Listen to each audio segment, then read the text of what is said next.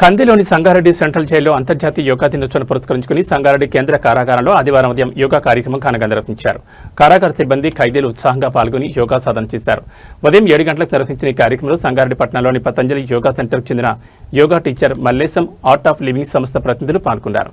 ఈ సందర్భంగా యోగాకారులు ఖైదీలు సిబ్బందికి వివిధ ఆసనాలు, ధ్యానం, సుదర్శన క్రియ తదితర యోగా ప్రక్రియలు చేయించి వాటి ప్రాముఖ్యతను వివరించారు. యోగా ద్వారా శారీరక ఆరోగ్యంతో పాటు మానసిక ప్రశాంతత, ఏకాగ్రత పెరుగుతాయని తెలిపారు. ఆర్ట్ ఆఫ్ లివింగ్ సంస్థకు చెందిన జిగర్ గుప్తా, అమోఘ్, సుధా, కరుణశ్రీ, సౌజన్య, శరత్, బాలాజీ, సూర్య యోగా శిక్షకులు పాల్గొని కార్యక్రమం నిర్వహించారు.